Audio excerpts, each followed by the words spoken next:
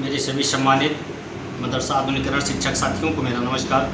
मैं पंकज मिश्रा, मदरसा आधुनिक शिक्षक। दोस्तों, जैसा कि आप जानते हैं कि मदरसा आधुनिकीकरण शिक्षकों की समस्या काफ़ी गंभीर विषय बनी हुई है और उसके समाधान के लिए लगातार प्रयास किया जा रहा है और ये प्रयास अब कुछ उम्मीदों में परिवर्तित हो रहा है। लेकिन दोस्तों, आज इन्हीं उम्मीदों में कुछ निराशा भरी खबरें आई हैं। उन खबरों के बारे में हम आपसे चर्चा करेंगे। उससे पहले प्रयास करने वाले लोगों का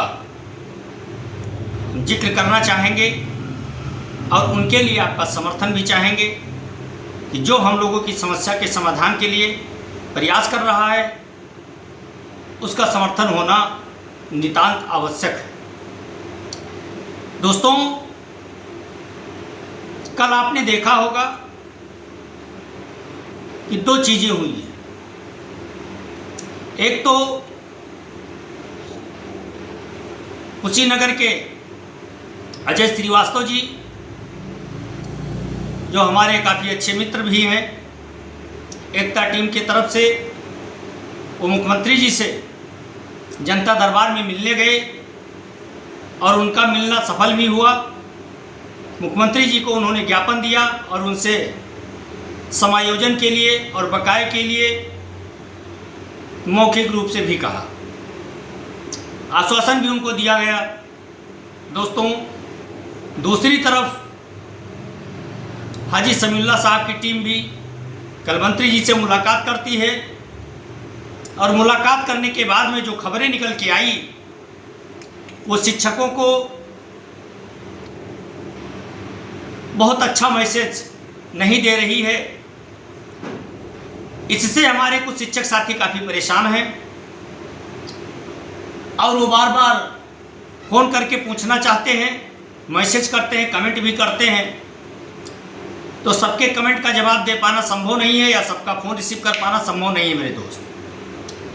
तो आपको हम बताना चाहते हैं कि उसमें ऐसी कौन सी चीज़ हुई है जिससे हमारे शिक्षक साथी थोड़ा निराश हुए। दोस्तों, निराशा और आशा ये दोनों बनती रहेगी, बिगड़ती रहेगी जब तक हम लोगों का 100% पूर्ण रूप से काम नहीं हो जाता है। हार और जीत अपने जगह पर है, काम हो या ना हो ये अलग बात है, हम कोशिश भी ना करें ये गलत बात है मेरे दोस्त। अब काम तो करना है मुख्यमंत्री महोदय जी को और मुख्यमंत्री महोदय जी इसके प्रति काफ़ी गंभीर दिखाई दे रहे हैं, ये मंत्री जी का कहना है। मंत्री जी ने कहा कि देखिए, हम काफ़ी मजबूती के साथ लगे हुए हैं, आप लोग दुआ करें हमारे लिए कि हम अपने मिशन में कामयाब हो जाएं। अब मंत्री जी का मिशन इलेक्शन तक ही है या इलेक्शन के बाद तक है या इलेक्शन से पहले पहले हम लोगों की समस्या के समाधान वाला मिशन है, ये तो मंत्री जी की आंतरिक आत्मा ही जान सकती है। लेकिन कल जो मंत्री जी ने एक बात कहा, उस बात से ये आशंका जाहिर की जा सकती है कि बहुत सारे शिक्षकों को उसका नुकसान सहना पड़ सकता है। जैसे कि पहले से ही आशंका व्यक्त की जा रही थी इस बात को लेकर के, और इस पर मैंने कई वीडियो बनाए, 4-5 वीडियो लगभग बनाया भी है, पुराने चैनल पर हमारे पड़े होंगे, आप जा कर के उसको सर्च करके देख भी सकते हैं। क्योंकि इस विषय पर कई बार हमारी बात हुई है, कई लोगों से बात हुई है, वरिष्ठ शिक्षकों से भी बात हुई है कि जिस तरह से मदरसे को हाईटेक बनाने का प्रयास किया जा रहा है, उस दिशा में उठाया गया कदम हमारे कुछ शिक्षक साथियों को निराशा जरूर दे सकती है। लेकिन अभी ये एक अपना विचार है और दबे जुबान से एक सच्चाई भी। उस सच्चाई से आज हम पर्दा उठाएंगे, उस बात का भी जिक्र होगा कि कौन ऐसी मुसीबत हम लोगों के सामने आन पड़ी है कि उससे काफ़ी शिक्षकों में घबराहट बनी हुई। बहुत से शिक्षक साथी जान पाए हैं, बहुत से जान भी नहीं पाए हैं। तो पहली बात तो मैं उनको एक चीज़ बताना चाहता हूं कि आप किसी की बात सुन करके घबराएं ना। अभी कुछ यस और नो का रिजल्ट नहीं आया है। अभी कोई ऐसी व्यवस्था हम लोगों के सामने नहीं आई है जिससे देख करके हम ये कह सकें कि ये सही है या गलत है, या ये चीज़ होगा ही होगा या ये चीज़ नहीं होगा। ऐसी कोई चीज़ें अभी हमारे सामने नहीं आई है दोस्तों कि जिससे हम ये दावे के साथ कह सकें कि जो कल दबी जुबान से मंत्री जी ने कहा है तो ये सत्य ही है या असत्य है। लेकिन अगर मंत्री महोदय जी ने खुद कहा है तो उसको इग्नोर भी नहीं किया जा सकता है मेरे दोस्त। और मंत्री महोदय जी ने जाने अनजाने में एक बड़ा संकेत भी दे दिया है। उस संकेतों के बारे में हम लोगों को विस्तार से समझना होगा, और विस्तार से समझने के लिए वीडियो लंबा होगा। उस वीडियो को आपको पूरी बात अगर जाननी है तो वीडियो को लास्ट तक जरूर देखना पड़ेगा। जैसे आप थोड़ी बहुत वीडियो देख करके और इस बात का अंदाजा नहीं लगा सकते हैं, और ना आप इस बात के रिजल्ट तक आप पहुंच सकते हैं। तो हमारे कहने का मतलब है कि अनावश्यक कोई वीडियो नहीं बनाता है।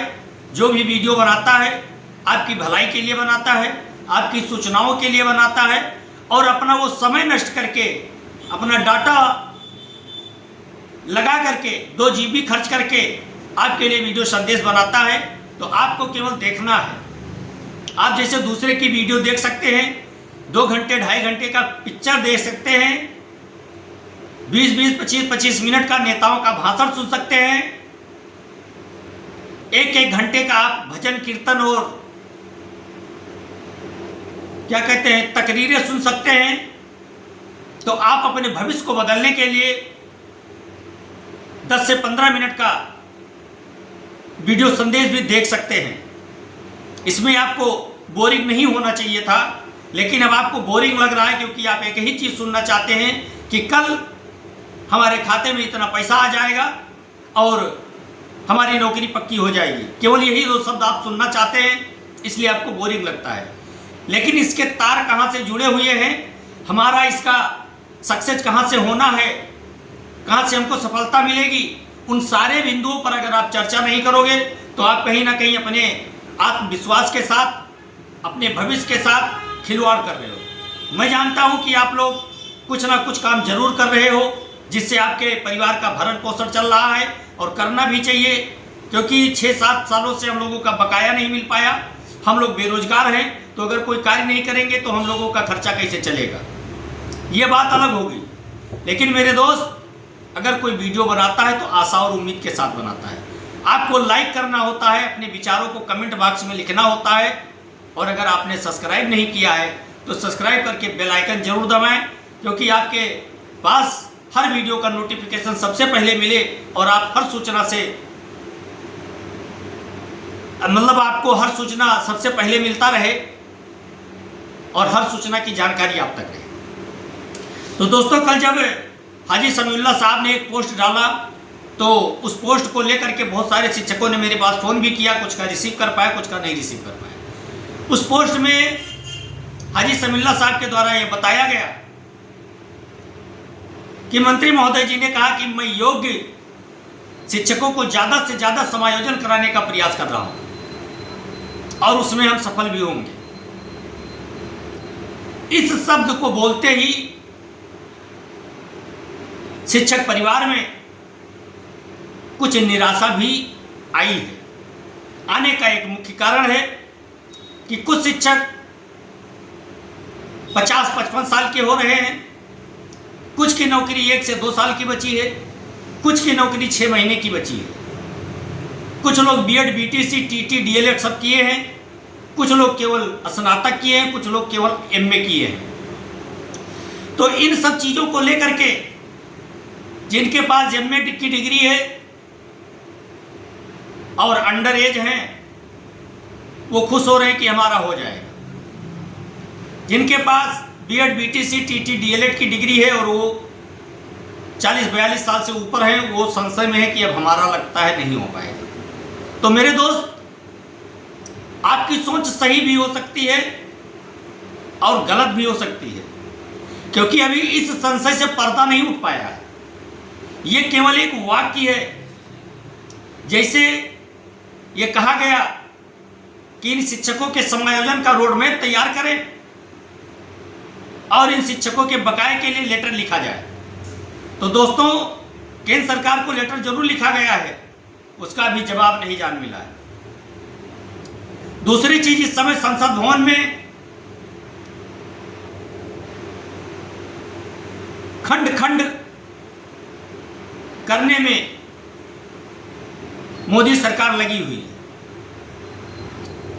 विधानसभा के भाग को कम करने में, परिसीमन करने में लगी है, लेकिन उसको ये नहीं दिखाई दे रहा है कि इन शिक्षकों का योजना हम लोगों ने बंद कर दिया है, तो कम से कम इनकी योजना के लिए जो लेटर आया है बकाये के लिए, उस पर भी हम अपनी संस्कृति दे सके। इसके लिए उनके पास समय नहीं है। देश को तोड़ने वाली, जातियों को बांटने वाली, हिंदू मुसलमान करने वाली राजनीति में उनका फायदा है, इसलिए मोदी सरकार इस समय उस पर ध्यान केंद्रित करके चल रही है। दूसरी तरफ योगी सरकार उससे अछूती नहीं है, लेकिन कहीं ना कहीं मोदी सरकार और योगी सरकार में काफी फर्क दिखाई दे रहा है।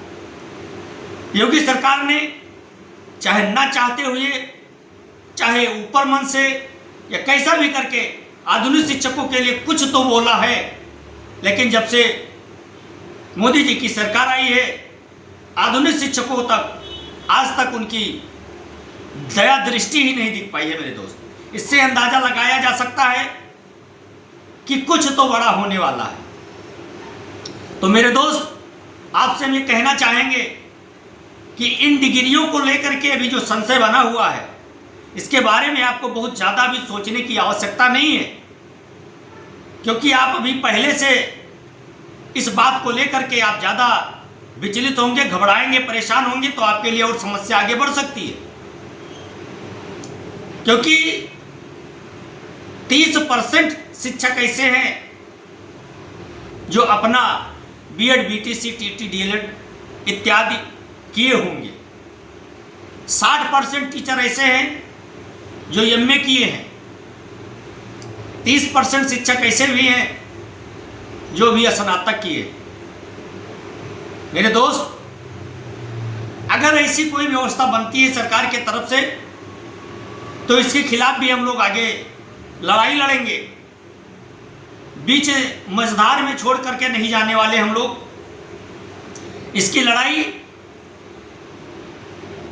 सरकार से लेकर के और कोर्ट तक लड़ी जाएगी।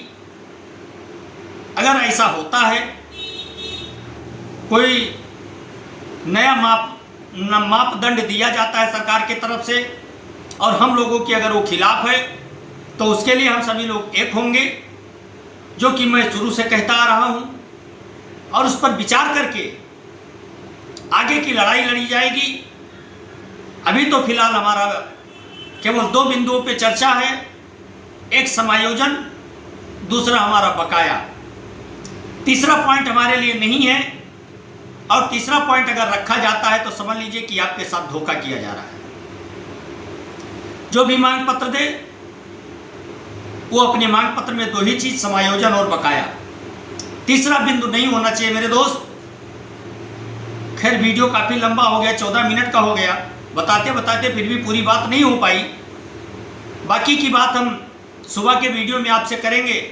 तब तक के लिए मुझे अनुमति दीजिए। नमस्कार, जय हिंद, जय भारत, भारत माता की जय।